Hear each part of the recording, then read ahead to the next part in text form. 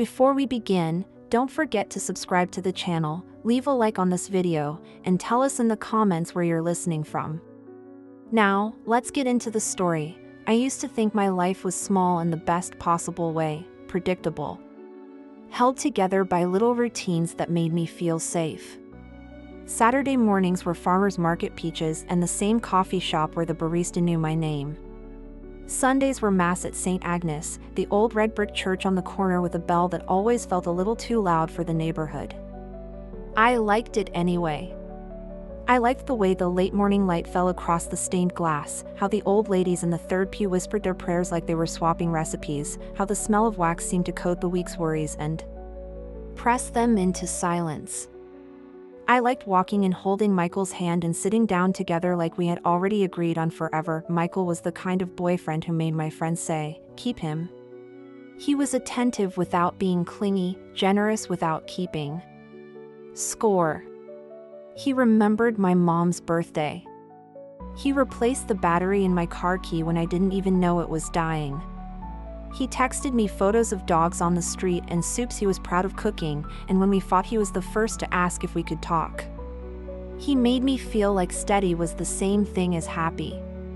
Maybe, for a while, it was we met Father Jonathan during Lent, which feels ironic now even if it's not. He was recently assigned to our parish, young for a priest, with a warm voice and a way of listening that made you think you were wiser by the time you finished your own story. He had a habit of quoting Rilke and also baseball stats, and that combination made people trust him. I trusted him. I was raised Catholic in the way many girls are, confirmation classes like awkward theater, rosaries lost in backpacks. A mother who could fold grief into Hail Marys.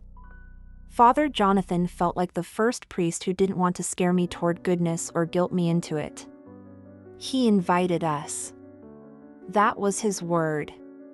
You're invited, he'd say, to serve, to share, to forgive. It's a gentle word that can be a very powerful door. Michael got involved quickly. He had skills that churches love, design, video editing, and knack for logistics. After the first Sunday we introduced ourselves, he offered to help with the parish website and the live stream. Father Jonathan was grateful. They started meeting on Tuesdays to plan content and fix things that only broke when you weren't looking. I felt proud of them both. I brought brownies to the rectory once and set them on a table covered in folders labeled with careful block letters. There was a printout of Psalm 27 on the wall and a sticky note that read, "Check order of worship, ashes," in a slanted hand I now recognize in an instant. I don't know exactly when the pivot happened, when small became fragile. I can tell you the clues as they arrived because they're imprinted on me now like I touched a hot stove and the burn never fully faded. It wasn't dramatic. That's the thing about betrayals. They usually dress like normal days. The first thing was time. Michael started staying late at the church. At first it made sense. Holy Week was approaching. The live stream needed testing. Choir mics were temperamental. But when Easter came and went, his late nights didn't. He'd say, "It's easier to edit after hours," or Father Jonathan needed help with the donation platform. It wasn't implausible. It just wasn't us. I missed our Brooke and Michael nights, as we jokingly called them, Netflix layered with takeout, laundry folded on the couch, feet tucked under his leg like a promise. Then there were the looks. We'd be at coffee hour after Mass, paper cups, powdered creamer, donut holes bright with sugar, and I'd catch Michael and Father Jonathan in a conversation that paused when I approached. Not an unfriendly pause. A deliberate one, like a sentence they didn't want me to hear the tense of. I brushed it off. I told myself I was being dramatic. Maybe I didn't trust myself, and maybe that was the first betrayal of the bunch. There were messages, too. Notifications that flashed on Michael's phone with the contact name Jay. Once, sitting beside him on the couch, I saw the preview of a text, "Can you come by?" Same place. I joked, Is your secret lover very demanding? He laughed, kissed my shoulder, said, "Just the man of the cloth." I laughed too. I remember that laugh in my bones, the way you remember the before of a fracture. If you're listening to this and you've been cheated on, you know the way your body knows before your mind will admit it. Your chest tightens at strangers. Cologne. Your sleep tilts. You start noticing the choreography of someone else's attention, the way they disappear into their phone or into their head and leave you sitting right there like a placeholder. It's like standing on a porch and feeling the weather shift even though the sky still looks kind. I wasn't ready to accuse anyone of anything, least of all the 2 men I had let in where I rarely let anyone. So I did what women like me do. When the floor wobbles, I tried to do better. I cooked dinners he loved. I asked more questions about his day. I went to more parish events. I told myself there were 100 good explanations and my job wasn't to interrogate the people I loved, it was to trust them. Trust is a muscle you can overwork until it gives out. The first time I said something out loud, I said it softly. Michael was brushing his teeth. I was folding a towel in the bathroom doorway. "Do you think we're okay?"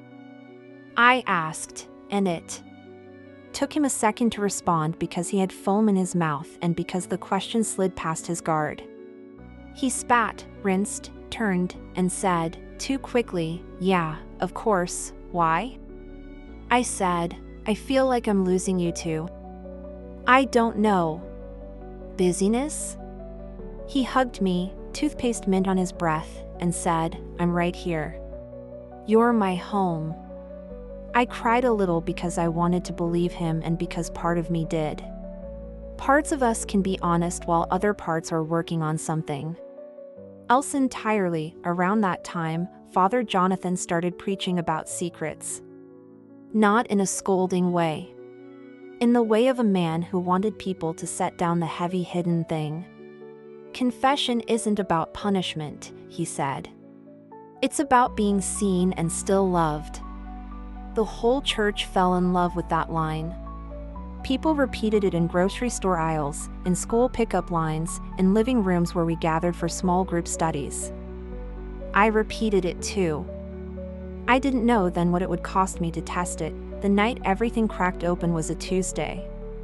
I was grading papers late. I teach middle school English, and Michael texted that he was running over to St. Agnes to help Father J with a lens issue. I almost wrote back I'll come, but my inbox pinged with a parent question. And I let him go. 10 minutes later, something tapped the back of my heart. It wasn't a sound. It was a sense, the way you know before you know that the milk is spoiled, the way you reach for your phone right before it rings. I put down my red pen. I sat for a minute, staring at nothing. Then I grabbed my keys. The church sits on a quiet street where people park crooked and no one cares. At night it looks soft at the edges, the stained glass dark, the steps worn by weddings and funerals and all the ordinary Sundays in between. There was no one outside. I knew the side door sometimes stuck but opened if you leaned your weight. In the right place. I leaned. It gave. I tell myself I would have turned around if I'd heard voices, if laughter had floated down the hall in a way that shouted private joke. But what I heard was only the faint hum of electronics and the sound of my own pulse roaring in my ears, which I promised myself was ridiculous and then could not quiet. The sacristy is down a hallway past a statue of Mary that always looks, to me, like she's worried about something she won't say. The light was on. A thin line of it cut across the floor. I moved toward it step by careful step, not because I wanted to catch anyone, but because I wanted to arrive in an ordinary scene and feel stupid for being so dramatic. That would have been a gift. I reached the doorway and saw them. I want to be careful here because the truth doesn't need embellishment. They were standing close. Michael's shirt was open at the throat, his hands on Father Jonathan's shoulders. Father Jonathan's hands were on Michael's waist. Their faces were inches apart and then not apart at all. It was a kiss that felt like the middle of something, full of the intimacy of 1,000 almost given permission, and if you've never been involuntarily present for someone else's joy, let me tell you, it is a violence. It rearranges your idea of the room you're in. It takes your breath like a theft. I heard a sound. I don't know if it was me. They broke apart. Michael's face did a swirl of tragedy and apology and calculation I recognized from every human who has ever been caught doing the thing they hoped to never be caught at. Father Jonathan's hand went right to his collar, an instinct like a reflex, and I hated him for the symbol more than the act. I wanted both of them to explain and for no explanation to exist. Brooke, Michael said, and my name in his mouth felt wrong. Wait, he said. I can explain. Please don't, I said. My voice sounded like it was coming from somewhere behind me. Please don't make this worse by lying. Father Jonathan took a step forward. We never wanted to hurt you, he said, and it was the kind of sentence that would be comforting were it not so irrelevant to the wound. You did, I said. You did hurt me. You both did. I was shaking. Not rage shaking. Shock shaking. The kind where your body goes cold click by click from the inside out. I leaned on the doorframe because my knees had turned to argument. Michael moved as if to reach for me, then didn't. I wanted to tell you, he said, tears on his face now, and I hated those tears for trying to recruit me. I just didn't know how. There's a word for not knowing how, I said. It's fear. And you let it keep me in the dark while you found light somewhere else. Father Jonathan said my name like benediction and betrayal. This is not what you think, he started, which is a sentence people should be banned from using when the what you think is clear enough to need no translation. I backed away. Don't follow me, I said, and I don't know if they did or if they didn't, because I turned and walked and then ran, and then, for a minute, I wasn't sure if I still belonged to my own body. I reached my car. I sat in the driver's seat and stared at the steering wheel, the emblem in the middle, the dust in the vents, anything that wasn't the pictures in my head, and I waited for a feeling that wasn't this one to arrive. When I got home, I went through motions like an actor, keys in the bowl, shoes by the mat, lights on, because I thought if I could do ordinary things, the night would obey and return to ordinary. Michael called again and again. I let it ring. He texted, please. He texted, I'm coming home. He texted, don't lock the door. But I did lock the door. I locked every lock. When he knocked, I didn't answer. He sat outside for a while, a shadow through the glass, and then he left. Morning came like a dare. What came next was a week of triage. I told work I was sick. It wasn't a lie. My body moved through nausea and hunger in waves that didn't coordinate. My chest felt heavy enough that I caught myself pressing my palm against it, as if this were pressure I could control. I cried in ways I didn't know I could cry, not loud, just the slow, endless leak of grief that won't obey schedules. I called my friend Tara and said, I think I'm losing my mind. She said, you're not. You're losing what you thought was true. She came over with groceries and set a glass of water in my hand and told me to drink. She watched me sleep on the couch like I was small again, and someone had to make sure I kept breathing. Michael wrote me a letter. Real paper, a page and a half, his neat handwriting, lines that tried to build a bridge out of context and remorse. He said he had been struggling for a long time. He said he loved me, that our life together was not a lie. He said he had felt safe with Father Jonathan in a way he couldn't explain, that what started as spiritual guidance had turned into something he didn't intend. He said words like confused and ashamed. He didn't use the word sorry until the last line. I circled it in pencil like a teacher and wrote, in the margin, "For what?" I made an appointment with a therapist because I wanted a witness who wasn't in our circle, someone who could tell me if my reaction was normal or if I needed to be worried about myself. She had a couch I wanted to take a nap on and a box of tissues that didn't run out. She said words like complex betrayal and dual trust rupture, the academic terms for what this was, and then, more importantly, she said, "This is real." She said people always want you to speed through pain because it makes them uncomfortable to sit near it, but that pain has a pace and mine would be mine. The church reached out, too. Not as a monolith. As people, which is both comfort and problem. Mrs. Keating from the third pew called and said she'd noticed I was absent and wondered if I'd like to bring a casserole to the Johnsons whose son had surgery. I almost laughed because the world does not schedule itself around your broken heart. It keeps asking for casseroles. It keeps ringing the bell. I ignored the parish email about summer volunteer opportunities and the gentle "we missed you" message that followed. Then Father Jonathan himself wrote. His email was as careful as his sermons.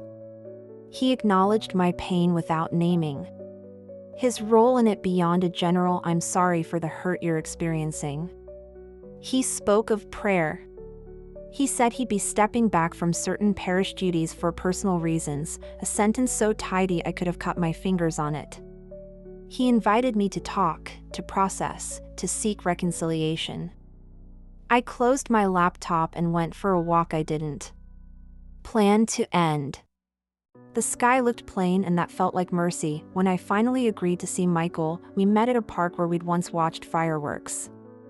The picnic tables were hot to the touch. He looked thinner. I probably did, too.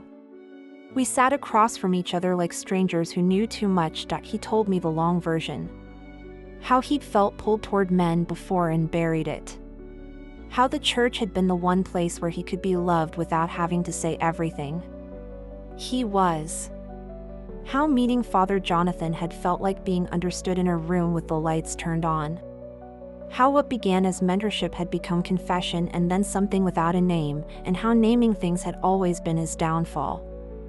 I listened.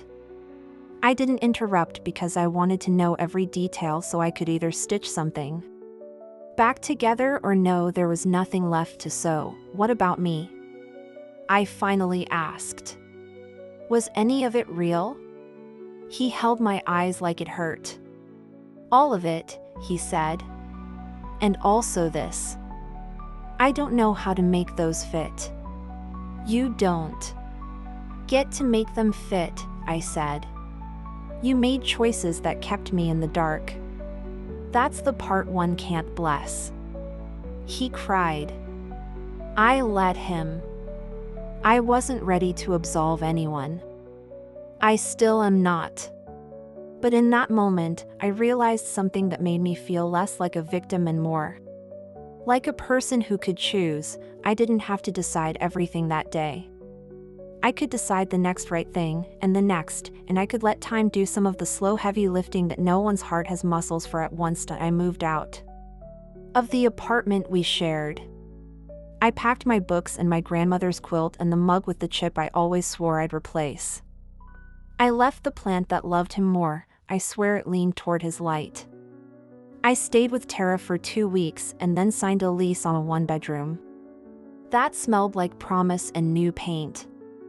I bought a couch that didn't know our shapes. I slept in the middle of the bed because I could ask for my faith. I pressed it between pages like a flower I was afraid to crush. I didn't go to Mass for a while. I didn't pray the way I was taught.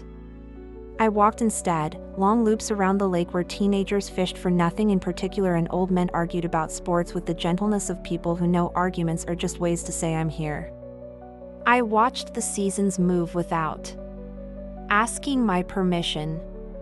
It helped. News travels in communities like ours the way wind carries a scent. You can't see it, but you know it's there. Some people knew. Some people suspected. Some people asked charmingly invasive questions like, "Are you okay?" with an undertone that said, "Tell me everything." I learned to nod and say, "I'm taking care of myself," which was both true and a boundary disguised as politeness. One afternoon, weeks later, Father Jonathan asked to meet. I said yes because rage is exhausting and I was curious which version of him would show up. We sat in a quiet corner of a coffee shop where no one from the parish tends to go. He was in civilian clothes, which felt like an admission even if it wasn't. He looked smaller. "Maybe I did, too. I have stepped down," he said without preamble, as if continuing a conversation we had never actually had. "The diocese has been informed. I'm leaving the parish." I stared at the table. "Because of this?" "Because of many things," he said, which was honest as a priest could afford to be. "Because I broke a vow. Because I hurt people." His eyes met mine. "Because I hurt you." I sat with that. Silence can be a scalpel. "Why didn't you stop?" I asked. He took a breath. "Loneliness is a clever liar," he said. "It tells you that the loophole you found is mercy, that you are making an exception, not breaking a rule." He looked away. I also told myself I was helping him, which is the most dangerous story we tell ourselves when we want what we want. I nodded despite myself because I recognized the contour of that self-deception in places beyond church. We talked for an hour that felt like 5 minutes and also a year. It didn't fix anything. It didn't make me feel better. What it did was take some of the scar tissue and remind me there was skin under it still learning to be mine. Here is what healing looked like for me. It looked like meal prepping because remembering to eat is an act of defiance. It looked like unfollowing people on social media who made my heart race for reasons I didn't like. It looked like deleting photos one by one and keeping some because erasing doesn't equal recovering. It looked like telling my mother eventually, bracing for doom, and finding, instead, a fierce tenderness that made me cry in a parking lot. It looked like church, a different one, on a random Wednesday, where no one knew me and the pastor talked about how forgiveness is not the same as re-entry. It looked like laughter when I didn't expect it, and sleep that came back in pieces, and a new mug with no chips. People ask me now if I'm angry at God. I'm not. I'm angry at people, and that feels fair. I am, however, cautious around anything that promises certainty. I know now that charisma is not the same as character. I know that trust is a practice, not a one-time gift. I know that love has to be brave enough to tell the truth before the truth shows up without being invited. I ran into Michael months later outside a bookstore. We stood among new releases and second chances. He told me he was in therapy and attending a support group for men trying to untangle their faith from their fear. He said he was sorry again. And this time it didn't sound like a line. I told him I hoped he found peace. I meant it. He asked if I hated him. I said I didn't, and I don't, not in the way that eats you alive. I dislike what he did and what he kept from me. I don't plan to share a table with him again, but I don't wish him an empty one. As for Father Jonathan, I heard he moved to another city to teach. I don't know if that's true. Sometimes the most merciful thing a story can do is end before you know where everyone went. Sometimes we get to keep our own ending and let theirs be theirs. If you're listening to this because you're standing in a doorway you didn't mean to open, because the life you built just tipped like a fragile thing and you're trying to catch it with your bare hands, this is me, on the other side of that moment, telling you, you will not always feel like your skin is too tight. You will not always picture the thing you saw. You will not always flinch at bells or certain colognes. You will learn to trust yourself again, which is the first trust and the last. I won't pretend this didn't change me. It did. I am less easily impressed now. I ask more questions. I listen to the part of me that whispers when the sky still looks kind. I take my own hand when I walk into rooms that once belonged to us. I set the table for one and do not call it lonely. I call it honest. I call it mine. One more thing. People like neat lessons. They want me to say I lost my boyfriend and my priest but found myself, as if that makes it even. Life isn't a ledger. I lost things I loved. I gained things I didn't. No, I needed. I am not grateful for the wound. I am grateful for the way I learned to clean it. There's a church I pass sometimes with its doors open in summer. I stand at the threshold and look at the light inside and the pews worn smooth by other people's decisions. I don't go in. I just stand there and let the idea of sanctuary wash over me without claiming it.